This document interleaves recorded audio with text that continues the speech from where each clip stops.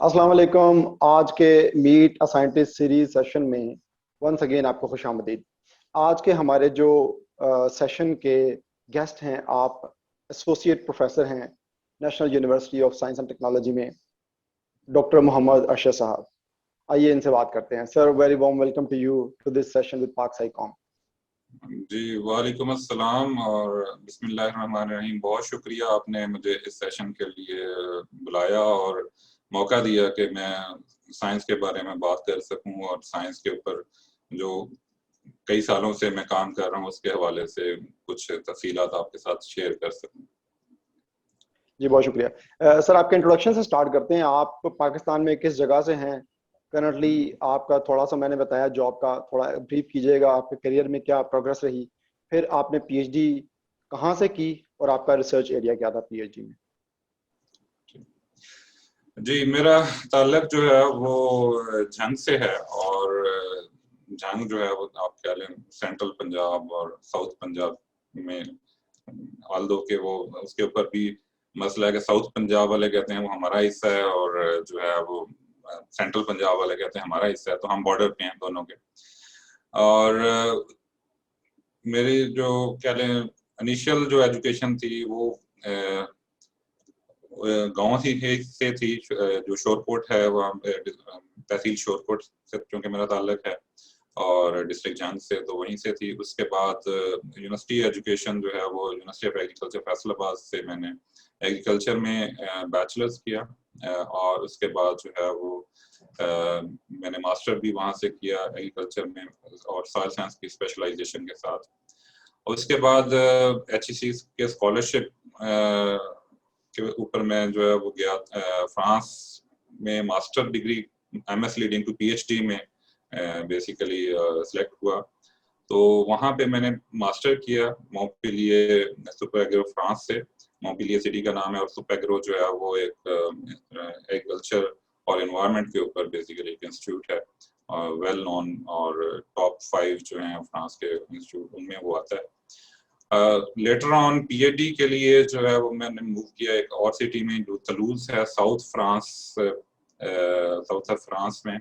वहाँ पे engineering university of technology कह रहे हैं, इंजीनियरिंग टेक्नोलॉजी, क्योंकि फ्रेंच ट्रांसलेशन फ्रेंच को अगर हम इंग्लिश में ट्रांसलेट करके बताएं, और यूनिवर्सिटी ऑफ टूलूज भी अभी उसको उन्होंने रीनेम करके यूनिवर्सिटी ऑफ टूलूज कर लिया है। तो वहाँ से मैंने PhD की है और PhD में जो मेरा एरिया था रिसर्च का, वो डिग्री का टाइटल जो है वो इकोलॉजी है और बट जो रिसर्च है वो एनवायरमेंटल बायोटेक्नोलॉजी में है। और जो मेरा काम था स्पेसिफिकली जो रिसर्च वर्क था उसके 2 हिस्से थे। एक था plant based technique to remove heavy metals from soil और उसके साथ साथ हमने कुछ प्रोटोकॉल्स मेथड्स डेवलप किए थे, बायोटेक्नोलॉजी बेस्ड मेथड, जिसमें रीजनरेशन ऑफ पेलागोनियम स्पीशीज था मेनली। उसके बाद ट्रांसफॉर्मेशन प्रोटोकॉल, जेनेटिक ट्रांसफॉर्मेशन के प्रोटोकॉल्स जो हैं वो हमने डेवलप किए। तो ये काम फिर लेटर ऑन रिप्यूटेड जर्नल्स में पब्लिश हुआ। उसके बाद 2009 के एंड पे मैं वापस आया पाकिस्तान। तो मैंने सबसे पहले जो जॉब स्टार्ट की वो पाकिस्तान एटॉमिक एनर्जी कमीशन में जो निपजी है उनका national institute of biotechnology and genetic engineering, वहां से मैंने स्टार्ट लिया इंटरम प्लेसमेंट के ऊपर। तो वहां पे मैंने कुछ 5-1 महीने काम किया। उसके बाद फिर 2010 में मैं नस्ट में शिफ्ट हो गया और नस्ट में as assistant professor of environmental science, और 2010 से ऑनवर्ड फिर पहले assistant professor, then later on 2015 onward जो है वो एज एसोसिएट प्रोफेसर में काम कर रहा हूँ। अच्छा डॉक्टर साहब, ये जो आपको एक अवार्ड मिला है, first prize in innovative technologies by France, Australia and South Korea, इसके बारे में कुछ बताइएगा निहायत सादा अल्फाज में हमारे यंग रिसर्चर्स की मोटिवेशन के लिए। जी, इसमें जो फर्स्ट प्राइज इनोवेटिव टेक्नोलॉजी, ये पोलोटेक के नाम से एक काइंड ऑफ ओपन हाउस कह लें, एक scientific kind of road show कह लें, ये पेरिस में हुआ था, जहाँ पे डिफरेंट कंपनीज ने और डिफरेंट इंस्टीट्यूट्स ने, डिफरेंट यूनिवर्सिटीज ने अपना अपना जो काम है वो शोकेस किया था। तो जो मेरा पीएचडी का काम था वो हमने वहाँ पे शोकेस किया। तो क्योंकि ये नेचर बेस्ड सोल्यूशन था जिसके ऊपर हम काम कर रहे थे, हैवी मेटल्स को, जिसमें लेड जो सीसा है आम जुबान में हम कहते हैं, इसको मिट्टी से रिमूव करना था ताकि ये हमारे जो खुराक है या पौधों के जरिए खुराक में शामिल ना हो। तो चूंकि इसकी अहमियत काफ़ी ज़्यादा थी आम पब्लिक के लिए, तो जब कंपटीशन में ये हमारा प्रोजेक्ट गया तो हमने इसमें फर्स्ट प्राइज विन किया। और उसके बाद फिर ये उनके जो नेशनल टीवी था वहाँ पे भी हमने हमारे कुछ इंटरव्यूज नशर हुए इसके हवाले से। और चूंकि ये टेक्निक एक एनवायरनमेंट फ्रेंडली होने के साथ साथ जो प्लांट हमने यूज किए थे, प्लार्गोनियम जो है वो जेरेनियम ऑयल के लिए बड़ा मशहूर है कि जेरेनियम ऑयल जो है वो डिफरेंट परफ्यूम्स में इस्तेमाल होता है। तो एक तरफ तो ये कि हम एनवायरमेंटल रेमिडिएशन कर रहे थे, हम सॉइल को ठीक कर रहे थे, दूसरी तरफ जो पौधे हम ग्रो कर रहे थे वो पौधे जो है वो उनको एक और मकसद के लिए इस्तेमाल कर रहे थे कि उसमें से जो एसेंशियल ऑयल्स हैं या उनसे हम प्रोडक्ट्स बना सकते हैं, मिसाल के तौर पे परफ्यूम्स बना सकते हैं। तो इस वजह से इसको वहाँ पे बड़ा सराहा गया और जो फर्स्ट प्राइज हमारा प्रोजेक्ट है उसने विन किया। उसके बाद जो लेटर ऑन मैंने अपना काम प्रेजेंट किया साउथ कोरिया में, ऑस्ट्रेलिया में। जो साउथ कोरिया में हमने काम प्रेजेंट किया तो उसमें बेस्ट पेपर का अवार्ड हमें मिला। उसके बाद ऑस्ट्रेलिया में 2018 में इंटरनेशनल कॉन्फ्रेंस थी, वहाँ पे जब काम प्रेजेंट किया तो उसमें बेस्ट प्रेजेंटेशन का अवार्ड मिला। तो ये वो अवार्ड्स हैं जो कि डेफिनेटली इसमें काम की क्वालिटी, उसका काम को प्रेजेंट करना, उसके डिफरेंट एस्पेक्ट्स को हाईलाइट करना और ये सारी चीजें इसमें शामिल थी। और अल्लाह का शुक्र है कि ये हमें सारे अवार्ड्स मुख्तलिफ जगह से मिले। अच्छा डॉक्टर साहब, talking about your research achievements, आपकी one of the research achievements में हमारे पास यहाँ पे पब्लिशिंग ऑफ पार्शियल सीक्वेंसेस भी आता है। पब्लिशिंग ऑफ पार्शियल सीक्वेंसेस, ये आसान अल्फाज में बताइएगा ये क्या है? जी, इसमें पार्शियल सीक्वेंसेस जो है ना, ये एक जब हम एनवायरमेंटल सैंपल्स जो है ना वो कलेक्ट करते हैं और उसमें से हम बैक्टीरिया की जो मुख्तलिफ इकसाम है ना उसको हम आइडेंटिफाई करने की कोशिश करते हैं। उनके हम देखना चाहते हैं कि जो लोकल हमारा सैंपल्स हैं, ये लोकल एनवायरनमेंट है पर्टिकुलरली, ये एनवायरमेंटल सैंपल्स हैं, चाहे वो प्लांट के हैं चाहे वो वेस्ट वाटर के हैं, तो उसके अंदर किस किस्म के बैक्टीरिया जो है मौजूद हैं।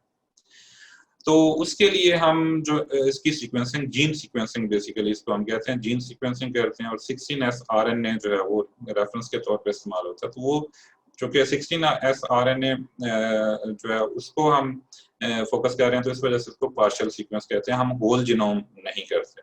तो ये पार्शियल सीक्वेंस जो है ये हमें इंडिकेशन देता है कि ये जो आप हमारे सैंपल्स हैं, जो एनवायरमेंटल सैंपल्स हैं, उसके अंदर जो बैक्टीरिया मौजूद हैं क्या ये मुख्तलिफ हैं जो दुनिया के अंदर रिपोर्ट हुए हैं या उनके साथ ये मिलते हैं। तो हम सिमिलैरिटी इंडेक्स की बेस पे, जो कि जनरली 97% से ज्यादा होता है, 97-98% होता है, उसकी बेस पे हम इनको आइडेंटिफाई करके हम कहते हैं कि ये जो है वो फ्लां स्पीशीज जो है या फ्लां जो बैक्टीरियल ग्रुप है उसके साथ ये मैच करता है। तो उसकी बेस पे अल्हम्दुलिल्लाह हमने जो मुख्तलिफ रिसर्च वर्क किया, मुख्तलिफ प्रोजेक्ट किए, उसमें मोर देन 140 पार्शियल सीक्वेंसेस जो है वो पब्लिश किए हैं। और उसमें मोर देन 40 डिफरेंट स्ट्रेन्स के डिफरेंट स्पीशीज जो हैं उनसे इन सीक्वेंसेस का ताल्लुक है। और इनके एक्सेशन नंबर्स जो हैं वो अवेलेबल हैं। डिफरेंट जो डाटा बैंक्स हैं, पर्टिकुलरली जापान का है, NCBI का है जीन बैंक, इस तरह जापान डाटा बैंक है, जीन डाटा बैंक है। तो ये मुख्तलिफ जगह पे ऑनलाइन ये इंफॉर्मेशन अवेलेबल है। और ये इंफॉर्मेशन अगर फ्यूचर में भी कोई रिसर्चर इस्तेमाल करना चाहते हैं, उनकी जो प्रैक्टिसेस हैं पर्टिकुलरली एंटीबायोटिक रेजिस्टेंस के हवाले से जो हमने काम किया है, तो ये स्ट्रेन्स जो हैं वो प्रिजर्व हैं। नेशनल कलेक्शन सेंटर NARC में है, नेशनल माइक्रोबियल कलेक्शन सेंटर, तो वहाँ से ये स्ट्रेन भी इनके रेफरेंसेस भी मौजूद हैं, वहाँ से ये मिल भी सकती हैं। और फ्यूचर में अगर कोई इस्तेमाल करना चाहे तो इसको इस्तेमाल कर सकते हैं। अच्छा डॉक्टर साहब, जी। आप अपनी रिसर्च के साथ साथ लोगों को रिसर्च ट्रेनिंग और इन terms of attainment of research funding, ये भी आप डिफरेंट किस्म की ट्रेनिंग देते हैं। तो अगर आप कंपेयर करते हैं पाकिस्तान में quality of research in terms of impact factor to social impact with other countries, तो किस तरह आप इसको रेट करते हैं? अच्छा, रिसर्च के हवाले से पर्टिकुलरली पाकिस्तान में, चूंकि अगर हम थोड़ा सा हिस्ट्री में जाएं तो 2003 में एचईसी के वजूद के बाद जो है, वजूद में आने के बाद जो है रिसर्च का जो कल्चर है वो डेवलप होना शुरू हुआ है। पहले तो अगर हम देखते हैं तो रिसर्च की बात जो है वो शाज़ो नादर ही होती थी।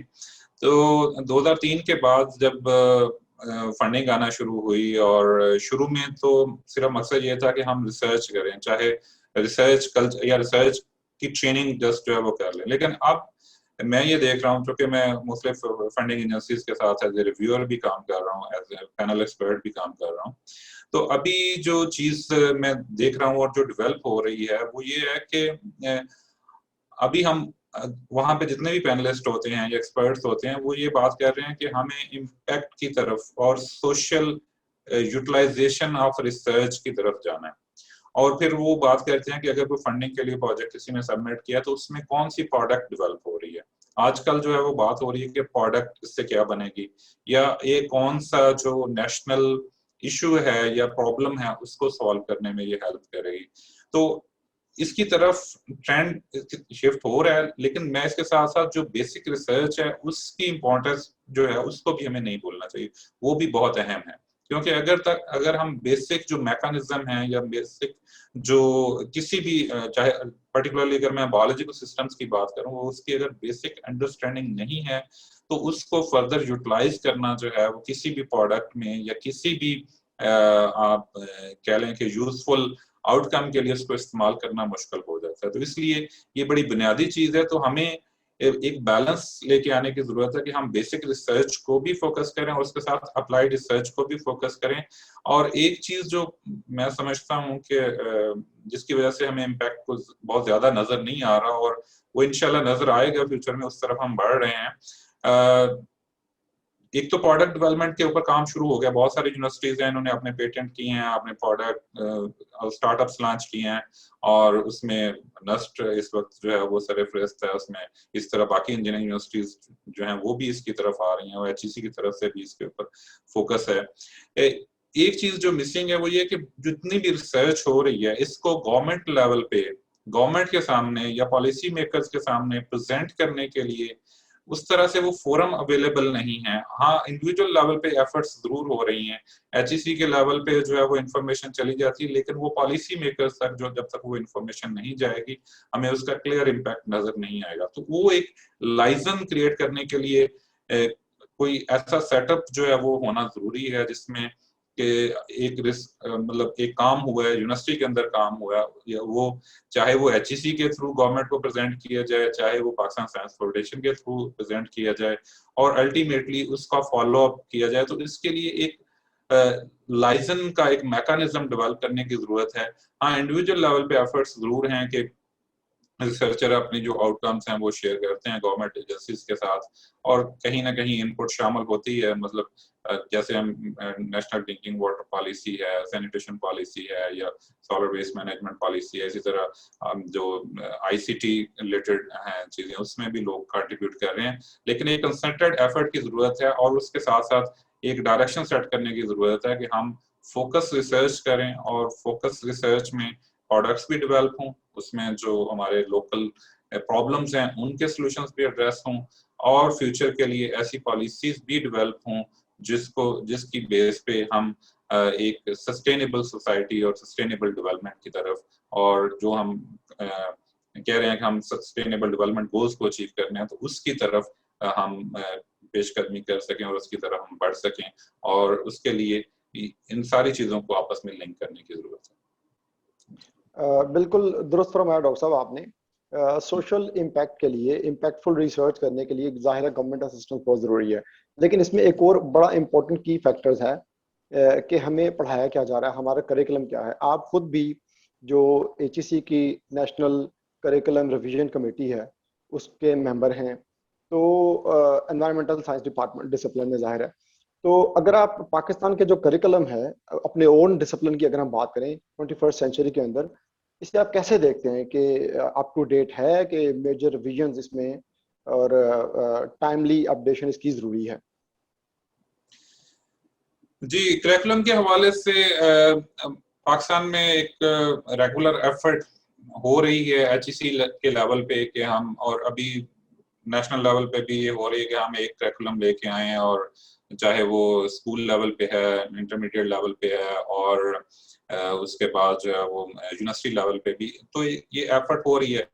असल में करिकुलम डेवलपमेंट के हवाले से जो बुनियादी चीज है ना, वो ये है कि हमें कोई भी डिग्री है, चाहे वो एनवायरमेंटल साइंस की डिग्री है, चाहे वो हमारे पास इलेक्ट्रिकल इंजीनियरिंग की, मैकेनिकल, केमिकल इंजीनियरिंग की ले लें, साइंसेस की ले लें, सोशल साइंसेस की ले लें, तो इसमें दो टायर्स होते हैं हमेशा करिकुलम के अंदर। एक होता है इंटरमीडिएट लेवल तक, आपने इंटरमीडिएट लेवल जो है वो, जैसे हम कहते हैं पैरामिड, दो पैरामिड बनानी है, एक पैरामिड जो है वो इंटरमीडिएट लेवल है, उस तक हमने एक बंदा ट्रेन करना है कि वो यूनिवर्सिटी में कैसे एंटर होगा। ये एक, वहां से यूनिवर्सिटी को मिलना है स्टूडेंट को वो कितना बेहतर ट्रेन हुआ है, उसके लिए हमें करिकुलम डेवलप करने की जरूरत है। और सेकंड ये है कि आपने यूनिवर्सिटी के अंदर 6 ईयर ऑफ एजुकेशन जो है, बैचलर 4 साल का बैचलर है और 2 साल का आपके पास मास्टर डिग्री है। ऑल्दो अभी रिसेंट रिवैम्प के ऊपर भी बात हो रही है कि हम बैचलर के बाद 16 ईयर ऑफ एजुकेशन के बाद ही स्टूडेंट को डायरेक्ट PhD में ले लिया जाए, या MS लीडिंग टू PhD ले लिया जाए। तो उस सिनेरियो में भी, और चाहे हम बैचलर प्लस मास्टर डिग्री दो में डिवाइड कर लें, तो 6 ईयर ऑफ एजुकेशन है। इस 6 ईयर एजुकेशन के अंदर हमने डिफाइन करना है, मिसाल के तौर पे मैं अगर उनके एनवायरमेंटल साइंस का एक स्टूडेंट है, तो उसको after 6 year, after completion of master degree, उसके पास कौन सी स्किल्स होनी चाहिए। तो एक ये दूसरा पैरामीटर है, तो उसकी टॉप पे जब वो बंदा पहुंचेगा तो उसके पास क्या स्किल्स होनी चाहिए। तो इसमें जो हमें प्रॉब्लम आ रही है, बेसिक जो इशू आ रहा है, क्योंकि हमारे पास बहुत सारे डिफरेंट जगह से स्टूडेंट्स के साथ भी इंटरेक्शन होती है, नेशनल लेवल पे अगर मैं बात कर रहा हूँ कि हमारे पास करिकुलम मौजूद है, रिवीजन भी हो रही है, उसमें अपडेटेड चीजें भी आ रही हैं, प्रॉब्लम कहीं ना कहीं आ रहा होता है इम्प्लीमेंटेशन के हवाले से, इम्प्लीमेंट क्या हो रहा है। यूनिवर्सिटीज के पास वो मैन पावर उस हवाले से कि वो फैकल्टी स्पेशलाइज्ड फील्ड के वो लोग हैं, या उनके पास जो है वो फैकल्टी वेल ट्रेंड है उसको डिलीवर करने के लिए। अब उसमें डेफिनेटली फंडिंग भी इन्वॉल्व है, उसमें अगर एक यूनिवर्सिटी ने लोगों को हायर करना है, हायर क्वालिफिकेशन के लोगों को हायर करना है, तो डेफिनेटली दे हैव टू पे, और उसके लिए गवर्नमेंट लेवल पे भी कंट्रीब्यूशन चाहिए होगी कि उसमें आप मजीद फंडिंग जो है वो यूनिवर्सिटीज को दी जाए। तो जहां तक करिकुलम के कंटेंट के हवाले से है, तो वो mostly in line with world जो यूनिवर्सिटीज हैं वो है। जो अगर प्रॉब्लम आ रहा है डिलीवरी के अंदर, डिलीवरी तब बेहतर होगी जब हम लोकल जो फैकल्टी है उनकी ट्रेनिंग के ऊपर फोकस करेंगे, उनकी क्वालिटी के ऊपर फोकस करेंगे। तो अल्टीमेटली अगर हम इन चीजों को एड्रेस कर लें तो इंशाल्लाह पाकिस्तान के अंदर जो ग्रेजुएट है उसकी क्वालिटी बहुत बेहतर होगी। जी डॉक्टर साहब वापस आते हैं आपकी रिसर्च की तरफ। Before going to the students that you are supervising, आप एक जर्नल जो है एनवायरमेंटल साइंस की डोमेन में, journal of environmental sustainability and technology के नाम से वो भी चला रहे हैं। आपको क्या जरूरत पेश आई कि आप ये समझते थे कि ये जर्नल लॉन्च होना चाहिए? जी, बड़ा अच्छा क्वेश्चन है, पर्टिकुलरली पाकिस्तान के हवाले से। पाकिस्तान में बड़े लिमिटेड से नंबर हैं जर्नल्स के जो पाकिस्तान से पब्लिश हो रहे हैं, और पाकिस्तानी रिसर्चर्स जो हैं उसके ऊपर एफर्ट्स कर रहे हैं, ये मेहनत कर रहे हैं।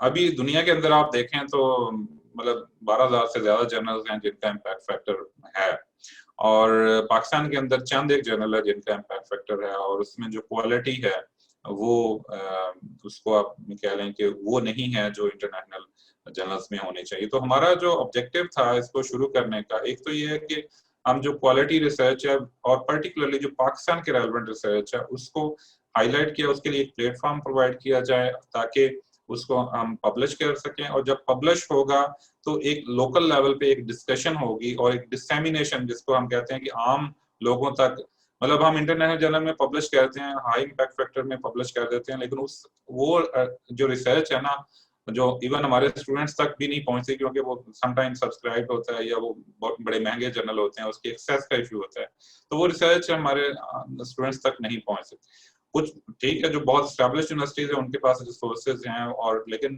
कुछ ऐसे एरियाज भी हैं जहाँ पे यूनिवर्सिटीज के पास इतने रिसोर्सेज नहीं है, तो वो ओपन एक्सेस जर्नल और पर्टिकुलरली इजीली एक्सेस जिसको वो कर सकें, उनकी जरूरत है। और उसमें उसकी तरफ एक ये स्टेप है। दूसरा ये कि जो कंसल्टेड एफर्ट है, जो हमारे डिफरेंट यूनिवर्सिटीज के अंदर, डिफरेंट जो रिसर्च ऑर्गेनाइजेशंस के अंदर जो रिसर्च हो रही है, उसको हाईलाइट करने की जरूरत है, और लोकल सिनेरियो को लेके, और जो एक किस्म की मैं कह लूंगा डिबेट ओपन करने की जरूरत है, कि हम लोगों को एक प्लेटफॉर्म पे लेके आए और एक जगह पे वो पब्लिश करें। पब्लिश करने के साथ साथ इसको डिबेट भी करेंगे, इसको हम किस तरह पाकिस्तान के फायदे के लिए इस्तेमाल कर सकते हैं, और स्पेसिफिकली वो रिसर्च जो कि समटाइम हमें मुश्किलात होती हैं बाहर पब्लिश करने में, क्योंकि वो हमारे लोकल कॉन्टेक्स्ट में होती है और लोकल सिनेरियोज में होती है। और फॉर एग्जांपल अगर हम एग्रीकल्चर की बात करते हैं, या बहुत सारे जो लोकल प्रोजेक्ट्स हैं उनको पब्लिश करना इंटरनेशनल सिनेरियो में वो बहुत मुश्किल होता है, लेकिन उसकी बहुत ज्यादा इंपॉर्टेंस है हमारे लोकल सिनेरियो में, क्योंकि हम लोकली अगर उस चीज को, उस इंफॉर्मेशन को सब लोगों तक पहुंचाएंगे, तो हम असल में हमें थोड़ा सा सोचना पड़ेगा, नॉट ओनली मतलब सिर्फ पब्लिशिंग से बढ़ के, जैसे आपने थोड़ी देर पहले बात की कि सोशल इम्पैक्ट की जरूरत है, तो ये एक जो जर्नल है ये एड ऑन है, जो हमारा जो सोशल इम्पैक्ट है हमारी रिसर्च का, उसको हाईलाइट करना और उसको इनहेंस करना, और फर्दर इसको कह लें कि इम्प्रूव करने में ये हेल्प करेगा इंशाल्लाह। जी डॉक्टर साहब, सेशन को हम रैप अप करने की तरफ लेके जाते हैं। जाने से पहले एक दो छोटी छोटी चीजें हैं। आप अभी तक कितने स्टूडेंट्स को सुपरवाइज कर चुके हैं, और उनके मेजर रिसर्च एरियाज बताइएगा जो दो चार आपके माइंड में हो, कि आपने किस किस एरिया में स्टूडेंट्स को सुपरवाइज किया है। जी थैंक यू। असल में जो इस वक्त तक असल में थोड़ी सी हिस्ट्री में मैं जाना चाहूंगा, बिफोर मैं आपको बताऊं कि स्टूडेंट सुपरविजन जो है, जब नस्ट मैंने ज्वाइन किया तो यहाँ पे आके मैंने इन्वायरमेंटल बायोटेक्नोलॉजी का ग्रुप जो है वो एस्टेब्लिश किया 2011 में। ठीक है, तो उस वक्त फिर हमने यहाँ पे एक लैब एस्टेब्लिश की, इन्वायरमेंटल बायोटेक्नोलॉजी रिसर्च लैब। तो उस रिसर्च लैब ने बेसिक हमने वी स्टार्टेड फ्रॉम बायोटेक्नोलॉजी और एनवायरमेंटल बायोटेक्नोलॉजी, और उसके बाद फिर इसमें 3 डिफरेंट डोमेन्स हैं जिसके ऊपर हम मेनली काम कर रहे हैं। और इसमें नैनो पार्टिकल्स की एप्लीकेशन है टुवर्ड्स एग्रीकल्चर और एनवायरनमेंट। तो उसमें हम न्यूट्रिएंट जो अवेलेबिलिटी है, न्यूट्रिएंट मोबिलिटी है with in soil and environment, उसको हम स्टडी कर रहे हैं। रेमिडिएशन के हवाले से हम काम कर रहे हैं। उसके अलावा हम फाइटो रेमिडिएशन जो है उसको वो हमारा एक फोकस है। जो थर्ड एरिया है हमारा एंटीबायोटिक रेजिस्टेंस है, पर्टिकुलरली जब एंटीबायोटिक्स एनवायरनमेंट के अंदर आ जाती हैं तो हाउ दे इन्फ्लुएंस बायोटा, तो इसके ऊपर हम काम कर रहे हैं। और ओवरऑल 35 मास्टर स्टूडेंट जो हैं वो क्वालिफाई कर चुके हैं इन 3 डोमेन्स में, और 4 पीएचडी जो हैं वो प्रोड्यूस हो चुके हैं, जो कि डिफरेंट जगह पे अपनी खिदमत अंजाम दे रहे हैं। माशाल्लाह, बहुत अच्छी कंट्रीब्यूशन है डॉक्टर साहब। एट द एंड आपकी जो आने वाले आपके पास या पाकिस्तान के डिफरेंट यूनिवर्सिटीज़ में यंग रिसर्चर्स हैं, यंग लोग हैं, उनके लिए कोई मैसेज, कोई पैगाम आप देना चाहें तो the session is for you. जी, मैं ये कहना चाहूँगा कि जो रिसर्च है ना, इसमें पेशेंस और कंसिस्टेंसी जो है वो सबसे इम्पोर्टेंट है। और अगर आप कंसिस्टेंट रहेंगे, आप एक एरिया में, एक डोमेन में अपने काम को आगे लेके चलेंगे, तो कल को आप कोई प्रोडक्ट, कोई सोल्यूशन जो है प्रोवाइड कर सकेंगे। अगर आप एक साल में एक रिसर्च करेंगे और दूसरे साल में स्विच कर जाएंगे किसी और डोमेन में, और तो फिर आप you will not and up with something. ठीक है, तो आप मेरा यही मशवरा है जो यंग रिसर्चर्स हैं उनके लिए, पेशेंस डेफिनेटली रिसर्च में चाहिए होती है। समटाइम आपको फेलियर्स भी जो हैं वो फेस करनी पड़ती हैं। तो उसमें यही कि आप फोकस्ड रहें, कंसिस्टेंट रहें, और जहाँ पे प्रॉब्लम्स हैं उनको एड्रेस करने की कोशिश करें, और अल्टीमेटली इंशाल्लाह आप कामयाब होंगे और आप एक प्रोडक्ट और एक सोल्यूशन जो प्रोवाइड कर सकेंगे। लेकिन अगर आप एवरी ईयर आप चेंज करेंगे और डिफरेंट स्टूडेंट के साथ डिफरेंट डोमेन्स में जाना शुरू कर देंगे तो फिर शायद कोई आउटकम ना निकले, और फिर हम that will be wastage of resources. तो उसमें हम पैसा भी लगाएंगे, वक्त भी लगाएंगे, लेकिन शायद मुल्क और कौम की खिदमत नहीं कर पाएंगे। जी डॉक्टर साहब, ये यानी रिसर्च के एरिया में भी ये कहावत जो है कि सब्र का फल मीठा, ये जी इक्वली बिल्कुल। इम्पोर्टेंट है कि सब्र और तहम्मुल के साथ, कंसिस्टेंसी के साथ, खास तौर पे जो पाकिस्तान का सेटअप है इस टाइम, जिसमें कि इंसान बहुत प्रेशराइज फील करता है टुवर्ड्स पब्लिकेशन, अगर 1-2 साल नहीं भी हो रहा तो go for some impactful research. तो वो आपका बहुत शुक्रिया डॉक्टर साहब। आपकी जो नसीहत है ना सिर्फ हमारे यंग रिसर्चर्स के लिए बल्कि हम जैसे जो अर्ली करियर रिसर्चर्स हैं उनके लिए भी डेफिनेटली बड़ी यूजफुल है। आपका बहुत शुक्रिया सर, आपका काफ़ी टाइम लिया हम लोगों ने, और उम्मीद करते हैं वेलकम जी। आप फ्यूचर में भी हमें हम आपसे मुस्तफीद होते रहेंगे। Thank you sir. इंशाल्लाह जी, thank you very much, thank you very much for inviting. अल्लाह हाफिज। अल्लाह हाफिज सर।